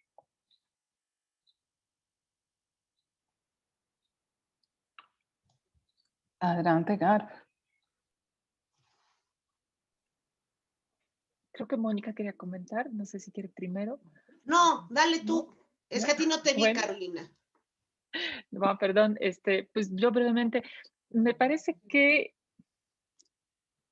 una de las habilidades que debe tener una persona que te concluye una carrera es saber leer y escribir en español bien, ¿no? De manera congruente, comprensible, coherente, con cierta calidad. Y también creo que es una habilidad que quienes egresen de cualquier carrera pues van a utilizar en la vida, ¿no? Entonces, en ese sentido, yo sí creo que sigue siendo importante poder escribir, saber escribir, aunque sean formas cortas, unas notas, unos ensayos breves, aunque al mismo tiempo, lo que Gerardo comentaba, tengo justo esa impresión de que, bueno, por un lado, estamos lidiando con deficiencias a veces muy marcadas con las que las y los chicos llegan a la universidad y que pues, uno tiene ganas de buscar sus maestros de primaria y de secundaria y de preparatoria y decir, ¿cómo es posible que pongamos coma entre sujeto y verbo, por ejemplo, ¿no? Y tengamos ese nivel? Porque las deficiencias luego no son necesariamente de cosas muy complejas, sino que llegan a ser de cosas muy sencillas, ¿no? Entonces ahí estamos lidiando un poco con ese problema. Y por otro lado, yo tengo esa reflexión justo como de mi aprendizaje de la pandemia, es que hay quienes no necesariamente son buenos escribiendo, pero no quiere decir eso que no hayan interiorizado los conocimientos que nosotros esperamos, ¿no? Y que lo pueden expresar mucho mejor en un podcast, ¿no? En un meme incluso, que si nos ponemos a reflexionar, no es necesariamente fácil, no sé, hacer un meme, como yo les he pedido apenas a mis grupos con los que estamos viendo comunicación política sobre libertad de expresión, ¿no? O sea, lo que estamos platicando, bueno, si puedes hacerte un meme sobre libertad de expresión, sobre las teorías, ¿no? Y me han hecho memes sobre Habermas, sobre Chantal Mouffe, o sea, quiere decir que sí entendiste lo que has leído y que además lo puedes procesar de una manera pues, bastante compleja, ¿no? Entonces, creo que no es necesariamente la única manera y que debemos justo estar explorando otras maneras, otros mecanismos, pero también tengo esa convicción de que sí es algo que tenemos que transmitir y que las personas que concluyen la carrera de verdad tienen que saber escribir con cierta calidad, cierta pericia en español, textos académicos y no académicos, ¿no? Entonces, sí y no al mismo tiempo. Súper. Moni. Hijos, yo voy a ser quizás más drástica. Yo digo que sí, no sí y no. ¿Sí? Yo creo que en los momentos de enunciación, ya sean verbales o escritos, son importantes, sobre todo para nuestros cursos. Bueno, creo que para cualquiera. Pero si los cursos de teoría apuntan a formar la capacidad analítica del estudiante, se apuntan a eso, ¿no?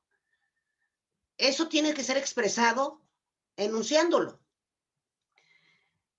Ya sea que el escrito sea un ensayo, un cuestionario o un meme, cada uno de esas enunciaciones te expresarán capacidad de síntesis, que es importante, de articulación de ideas, que es importante. Entonces yo diría que sí, ¿no?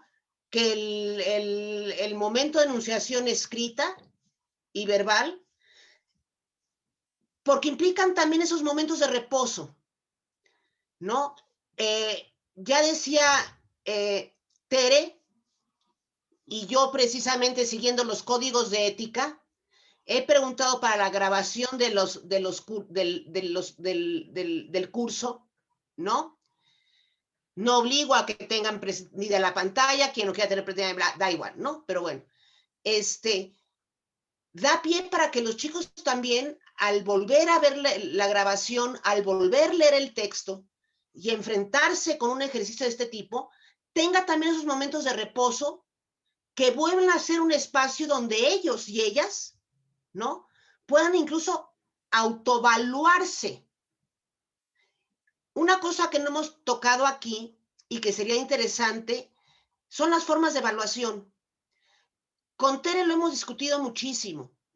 Los ejercicios de evaluación no solo evalúan al estudiante, sino que nos evalúan a nosotros mismos en los procesos de enseñanza-aprendizaje. ¿Sí? Entonces yo sí, bueno, ya para cerrar, sí creo que tiene que haber una enunciación de algún tipo.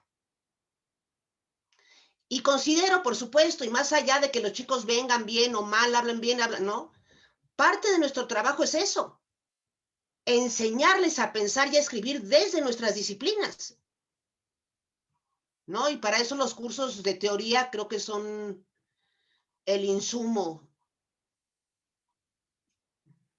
Unos lo harán mejor, otros peor, muchas veces dependiendo de sus propias expectativas personales, laborales y demás, pues serán más empeñosos, menos empeñosos, los acompañaremos mejor, peor, pero sí, yo creo que sí tiene que haber esos momentos de enunciación. Y el problema que nos enfrentamos ahora es cómo evaluar. Si las condiciones de la docencia nos han cambiado en este año, yo creo que además lo veremos, no creo que sea, yo creo que es hasta muy pronto, yo creo que, a ver, yo doy primer semestre y cuarto semestre, quizás colegas que estén en los últimos semestres del tronco teórico empiecen a poder evaluar qué tanto hemos logrado con esta generación o estas dos generaciones que nos han tocado con la pandemia, los paros, etcétera. Bien, Tere estaba pidiendo la palabra y luego vamos a tener todavía unos minutos para algunas palabras de cierre como que quieran compartirnos. Adelante, Tere. Yo muy brevemente considero que en este caso la escritura, porque es la que se mencionó en la pregunta, pero no solo la escritura, puede ser vista de dos maneras. desde la docencia. Una tiene que ver como un mecanismo formativo, es decir, un auxiliar en el aprendizaje, y otro es como un medio de comunicación de lo que ya aprendí. Creo que generalmente nos vamos por esta segunda opción y esa es la que evaluamos. Y el problema es que, como tal decía, como decía Carolina, el problema es que muchas veces ahí el estudiante se ve enfrentado no a su capacidad de apropiación de los contenidos de esta unidad, en este caso teórica, sino contra su propia historia formativa y las deficiencias que no son suyas, sino del sistema educativo que tenemos, ¿no? Y que nos dice que sabemos escribir cuando no sabemos y que sabemos leer cuando no sabemos y que etcétera, etcétera, ¿no? Y eso además hay que decirlo, está atravesado además por brechas de desigualdad, ¿no? Y por qué acceso a qué esquemas educativos tuvimos. Entonces, yo confío mucho en la escritura, en esta primera vertiente, en la escritura como un mecanismo formativo. Y en ese sentido creo que sobre todo en las materias teóricas hay que poner mucho énfasis en que los chavos escriban no para que los califiquemos, sino porque el escribir favorece la apropiación de los contenidos. Y en eso algo que me he encontrado que el Zoom permite y que a veces en aula no se da tanto, es que favorece procesos de escritura colaborativa entre pares. Entonces los chavos con pantalla compartida en equipos pequeños van escribiendo juntos, ¿no? Van escribiendo juntos ejercicios muy concretos, ¿no? De sentencias teóricas, 5 sentencias que sinteticen lo que el autor plantea en este texto y las escriben colaborativamente. ¿Eso comunica lo que saben de Habermas? No comunica lo que saben de Habermas, no, pero favorece la apropiación de ese contenido, ¿no? Y en ese sentido creo que las materias teóricas tenemos didácticamente el gran desafío de dejar de pedirle a los estudiantes que escriban solo porque necesitamos cosas para calificarlos y favorecer a la escritura como un mecanismo de construcción colaborativa de aprendizajes, ¿no? Muy bien. La doctora Margarita Olvera también quería compartir algo sobre este comentario, esta pregunta. Sí, yo aquí coincido plenamente con Mónica y creo además que el trabajo de lectura serio, profundo, con hilos conductores claros para interrogar un texto, junto con la escritura, muchas veces para autoexplicarse el estudiante que tanto entendió, sigue siendo fundamental. Yo cerraba, y sobre todo, sin eso no hay aprendizaje teórico profundo y todo queda aprendido con el fin.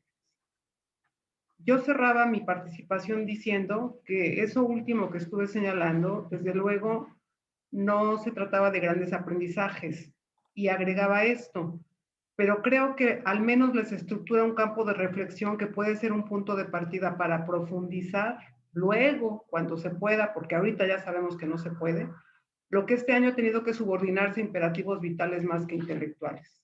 Se nos ha insistido mucho en que las instituciones han insistido mucho en que los retengamos, que flexibilicemos, que dejemos textos cortos, que favorezcamos el que no abandonen, etcétera. Y bueno, uno lo entiende y uno hace eco de ese llamado institucional. Pero creo que ninguno de nosotros se llama engaño y sabemos muy bien que los aprendizajes sólidos requieren esfuerzo, disciplina y mucho trabajo de lectura. Es claro que para estas generaciones eso es más difícil que para las nuestras, porque tienen más distractores que los que tuvimos nosotros. A eso me refería cuando decía que son generaciones que están sobreexpuestas a una enorme cantidad de estímulos perceptivos que los inclinan hacia formas de percepción y de entendimiento del mundo que son contrarias a la disciplina y el esfuerzo que requiere un aprendizaje. Decirles otra cosa a los estudiantes yo creo que es crearles falsas expectativas, porque al final, sea que trabajen en equipo en una institución, al final tienen que estructurar un discurso. Eso que van a describir, analizar, comprender, ordenar, lo tienen que comunicar.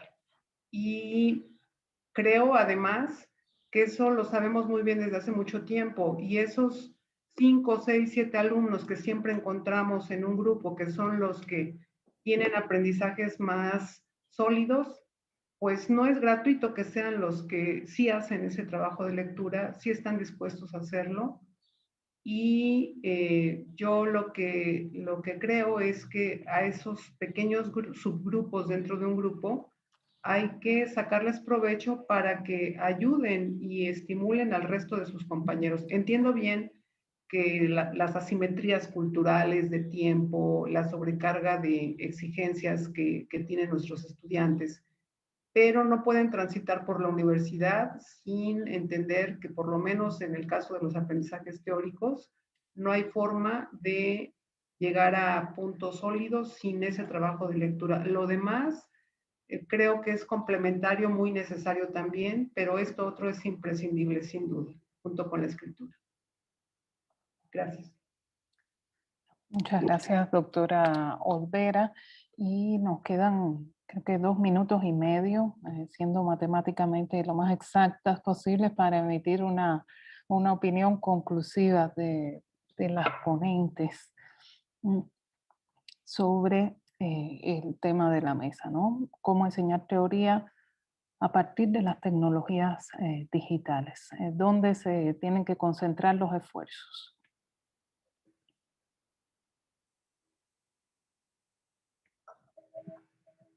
No me digan que les pregunté algo difícil, porque han Pues por hablado de eso. supuesto. Yo creo que sí, Rosa. Me voy a atrever a decir que de alguna forma, tal como luego Carolina nos transmitía, hemos compartido una serie de dimensiones y puntos de observación de las problemáticas de la docencia en la teoría, que hemos compartido entre todas, pero que ahorita sí, donde poner mayor esfuerzo es que, no lo sé, porque cada uno de los puntos y puertas que abrimos de estas ventanas, yo creo que cada una de nosotras y de los colegas que nos acompañan o las colegas, les hemos puesto un énfasis brutal, quizás con tonos diferentes, pero yo no me atrevería a decir qué es lo central y no, yo no puedo, no sé si alguna de las colegas pueden hacer ese esfuerzo.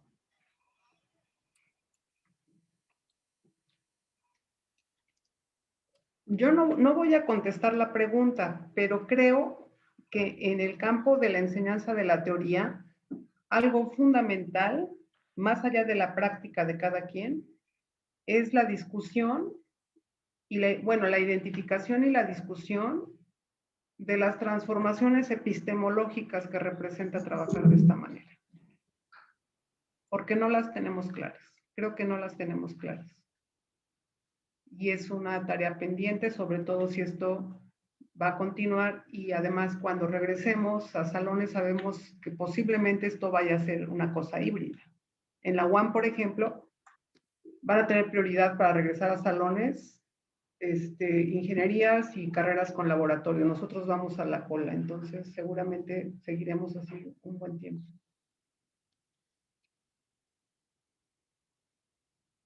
Gracias. Sí. Yo atajaría tu pregunta diciendo que yo creo que hay que aprovechar el vuelo de reflexión didáctico-pedagógica a la que nos hemos visto obligados, ¿no? Y obligadas.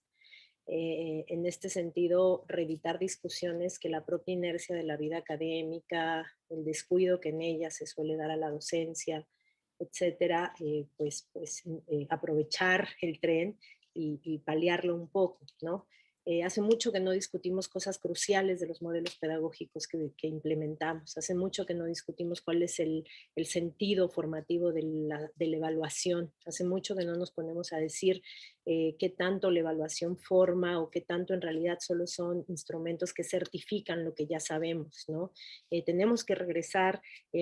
Mónica, como les contaba Mónica hace rato, nosotros nos encontramos con un gran vacío de reflexión pedagógica colegiada, porque creo que cada docente tiene sus propios procesos de autorreflexión y vigilancia didáctico-pedagógica, pero ya no los colegiamos porque estamos o absolutamente llenos de chamba con 30 clases en 30 universidades, porque estamos precarizados o porque estamos metidos en el tren de la productividad y de los puntos, ¿no? Entonces creo que lo que nos está pasando debería invitarnos a volver a colegiar nuestros procesos y reflexiones didácticas, ¿no? Aprovechemos que ahorita estamos obligados a hacerlo para salir del paso, y no nos movamos de ahí, no dejemos que otra vez la inercia que descuida la reflexión docente, pedagógica y didáctica nos gane, ¿no? Creo que eso sacaría. No contesté la pregunta, pero creo que la esquivé. Adelante, Caro. Muchas gracias. Yo, complementando lo que han dicho las tres, o sea, igual con Mónica, no sé en qué poner énfasis. Creo que todo me parece irrelevante de lo que hemos aquí hablado y compartido de nuestras experiencias. Hay que, creo que, buscar un equilibrio y atender todas esas frentes. Y creo que el reto, como lo señala Teresa, como lo señalaba Margarita en esta y en las intervención anterior, es que en general tenemos que repensar nuestras estrategias de enseñanza, de docencia, porque las generaciones están cambiando. O sea, en ciencias sociales hay que leer y hay que leer mucho, especialmente en la teoría, pero también pues, nos tenemos que hacer cargo de que pues, las personas que llegan a las universidades, nuestros estudiantes ya no están acostumbrados a leer como leíamos nosotros, ¿no? Y con esa carga que luego llegamos a imponerlos, realmente con frecuencia no pueden lidiar, o al menos cuando llegan al primer semestre y tú les pides leer de cada materia 150, 200 cuartillas a la semana, o sea, eso es simplemente inviable. Ellos no pueden con eso, no tienen costumbre, herramientas necesarias y es justo uno de los retos de cómo lidiar con eso, además de los distractores, ¿no? De otra manera de ver la realidad, de percibir el entorno en el que están frente a cómo lo hacíamos las generaciones anteriores que no hemos tenido pues, todos esos distractores enfrente, ¿no? Entonces creo que ahí hay un reto muy importante como no perder la calidad, la profundidad, pero también entender que si simplemente les pides leer 200 cuartillas a la semana de las 7 materias que tienen el primer semestre, pues no la mitad, sino 3/4 partes simplemente se van a perder en camino, ¿no? En ese primer semestre. Y quisiera cerrar con algo más optimista, o sea, también creo que tenemos que tomar esos retos que hemos enfrentado a lo largo de este año, convertirlos en aprendizajes positivos, en ver qué tanto quizá, en qué aspectos nuestra práctica docente ha mejorado a partir de la inclusión de las herramientas digitales, cuáles de esas herramientas realmente son útiles y cuáles de ellas nos van a poder servir incluso cuando regresemos a las aulas, sea eso híbrido, y bueno, en algún momento, no sabría ponerle fecha, pero en algún momento supongo que vamos a regresar ya plenamente, ¿no? a las actividades exclusivamente presenciales. Pero aún en ese contexto, creo que hay aprendizajes de ahora, de la pandemia, de lo digital, que nos pueden servir para ser mejores docentes, para explicar, transmitir mejor y para hacer ese aprendizaje más rico, más interesante, también más divertido, porque bueno, yo creo que si uno no se divierte en la carrera estudiando lo que estudia, también eso es algo bastante preocupante. Entonces, pues yo cerraría con ese llamado por también tratar de ver ese vaso medio lleno. Muchas gracias por tener la oportunidad de escucharlas. Muchísimas gracias a todas. Es ciertamente un espacio de reflexión que estamos aprovechando pues en el sentido de lo que hemos discutido aquí, ¿no? De romper con la inercia, de mejorar nuestra práctica docente y de asumir que la realidad cambió y tenemos que adaptarnos también como docentes a ese cambio, las preocupaciones, nos mencionaba la doctora Olvera, de que es una reflexión inclusive epistemológica sobre cómo entendemos esa sociedad que funciona diferente, cómo la teorizamos y cómo transmitimos esa nueva modelo o conceptualización sobre la sociedad, ¿no? Entonces, bueno, no, seguramente Ale quiere promocionar una excelentísima conferencia que viene a continuación para las personas que están siguiendo el evento. Así que le paso la palabra y le agradezco mucho la invitación y por supuesto la oportunidad de escucharlas. Muchas gracias, hago trampa y tomo la palabra. Y me permitirá ello agradecerles a mis colegas, amigas a las que les tengo una profunda admiración y un gran cariño el compartir estos espacios, también toda esta afectividad. Los afectos que veíamos en la clase pasada también están presentes en la comunidad docente y ello es un elemento que también tendríamos que recuperar, ¿no? Y hablo de afectos y admiración en sentido intelectual, admiración en sentido docente, así que fue un placer estar en esta mesa. En esta ventana, ¿ven? Me traiciona la presencialidad y tanto que defendimos la idea de las ventanas y estoy traicionándome a mí misma. Entonces, en estas ventanas, vamos a tener en un momento, en 3 minutos va a iniciar la conferencia de Senia Llévenes, que hablará sobre la forma de hacer comunidad en la virtualidad. Va a ser una maravilla tenerla. Les pedimos que nos acompañen, que en la medida de lo posible difundan esta conferencia en redes. Es una colega filósofa y es de la UAM. Siempre viene bien escuchar a colegas de otras instituciones, de otros espacios. Muchas gracias por ello, Margarita. También nos das aire, como decía Mónica, nos oreamos y sin duda seremos o tendremos que ser mejores docentes después de esta tremenda sacudida que estamos viviendo. Pues nada, muchas gracias y vamos a despedir la transmisión virtual un par de minutos para poder concluir esta mesa y a las 6 empezar con la siguiente. Muchas gracias también a la videoconferencia. Una cosa, ¿la liga es la misma que esta? Sí, aquí nos podemos quedar, en realidad es solamente para poder cortar la transmisión. Ah, ok. Con Tina y Patti que están por ahí para poder cortarla y darle pie a la otra. Es una cuestión de organización virtual, ¿no? Pero bueno, todavía se sigue transmitiendo. Gracias. Gracias a todas, queridas.